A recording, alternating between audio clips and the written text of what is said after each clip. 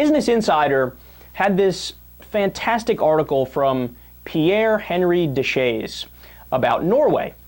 Now, Norway is what's called a social democracy. So, in other words, what that means is that it's a mixed market economy that's a more equal mix of capitalism and socialism. And specifically, I'm talking about when you compare it to the United States.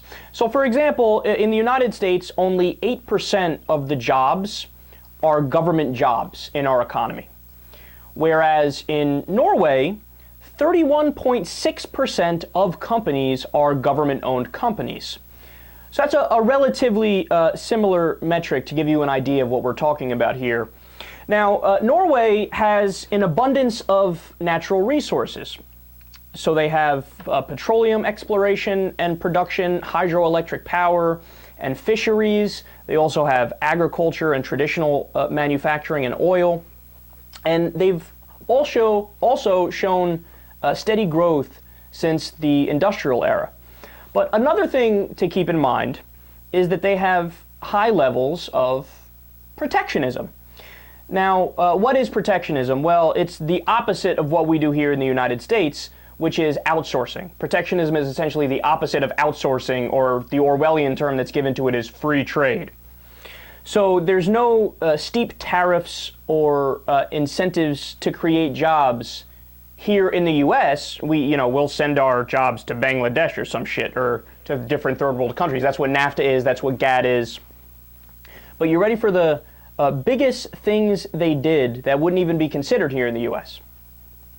They nationalized the oil industry. Now, if you even come close to considering that here in the U.S., oh my God, the Republicans and the Democrats probably would be like, oh my God, Joseph Stalin himself is coming to your front doorstep and he's going to steal your freedom and then piss on your 16-year-old daughter. Oh, it's so horrible. So, okay, well, let's take a look. How did it work out in Norway with this, with nationalizing the oil industry? What happened? It was an epic failure, right? I mean, that's what they would tell us here in the U.S. I mean, the Republicans would go nuts.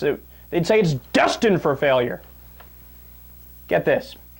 As a direct result of this and other welfare policies that they do in Norway, quote, Norway has so much money that it literally does not know what to do with it. That's a direct quote from the article. Now, interesting, quote, our biggest challenge is that our oil wealth is so huge, we run the risk of wasting it on substandard projects that are not profitable enough. Look at that concern.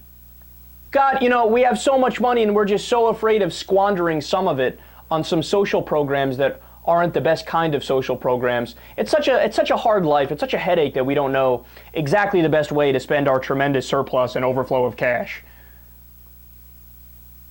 Wow. That's amazing, man. Now, wait a second, because conservatives always say, look, it's a two-sided coin. So in welfare states, I mean, you're guaranteed to go broke or bankrupt or defunct, right? So in Norway, well, they might have some subsidies from the oil, but the overall government has to be broke, because that's what happens to welfare states. They go broke, right? So I guess the national debt of Norway and the deficit of Norway, it has to be out of this world high, right? Quote, Norway has the largest sovereign wealth fund in the world, weighing in at $750 billion, or 570 billion euros. So yet another check mark. Norway for the win. Social democracies. By the way, you know what another name for a social democracy is, which is what Norway is? A welfare state. That's awesome, man! The Republicans, to them, that's a nightmare, right? That's the opposite of the system they would want. But when you actually have that system, it works pretty fucking peachy. I'm not done yet. So again, the conservatives in the U.S. would say, well, whatever, that's irrelevant, because in welfare states, there's no dynamic capitalism that lets people make real money. In fact, I bet in Norway, the workers make shit. So the actual people probably don't make anything, right? Quote, Norwegian industrial wages are about 70% above those of other European countries. Nothing but win, win, win, win all so far for Norway and welfare states. But again, whatever conservatives might say, all that doesn't matter because in welfare states, people simply don't have the incentive to work. So eventually, the jig is going to be up. I mean, people will just mooch off the government. In fact, I bet you, even though all these other things are good, okay, whatever, I bet you unemployment is like 15% in Norway. What is the unemployment rate in Norway? 3.5%. Devastating. Absolutely devastating. And I haven't even mentioned what is probably the best parts of Norway or other areas in the Scandinavian, with the Scandinavian model. They have universal health care, universal education, universal daycare, over a month's paid vacation by law.